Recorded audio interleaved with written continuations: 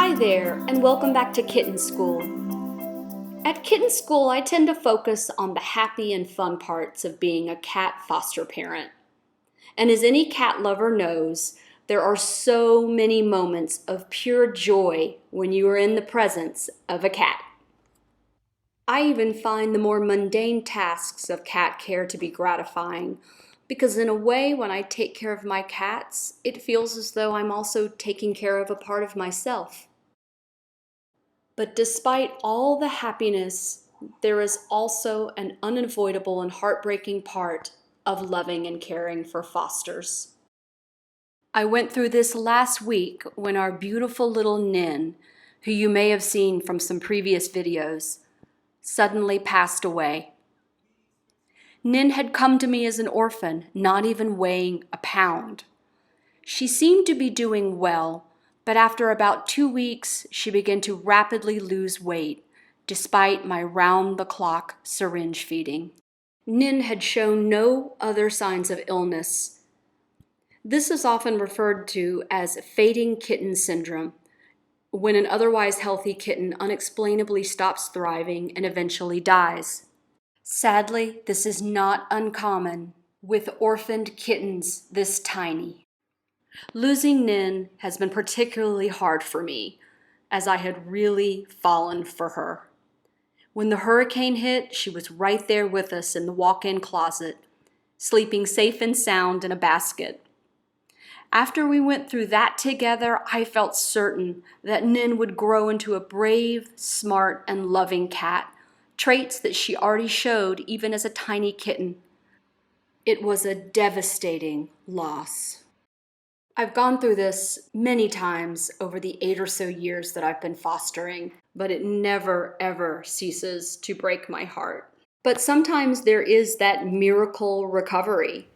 Cheddar, a kitten who was the sole survivor of her litter and overcame a deadly bout of pneumonia, was one of those who beat the odds.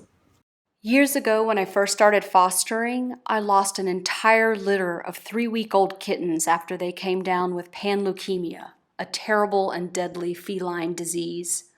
For 3 days, I sat up with the kittens, cuddling them, giving formula, even giving IV fluids. I was doing anything to keep them alive. But one by one, they died. I was exhausted and absolutely crushed.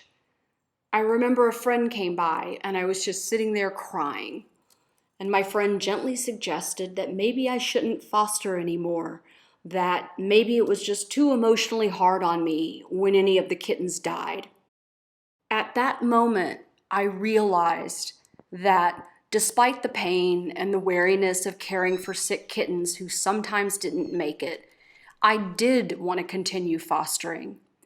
For every cat or kitten that didn't live, there were dozens and dozens more who did.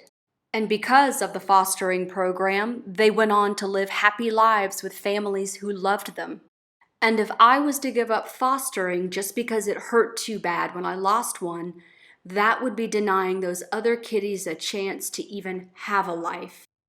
After Nin passed away, I held her tiny body wrapped in a scrap of cashmere sweater that was the same shade of blue as her eyes. I wept as I thought back to how sweet she'd been, and I mourned the beautiful life that I had imagined for her. We buried Nin under a shady bamboo hedge as our cat Moon Pie chased dragonflies around the yard.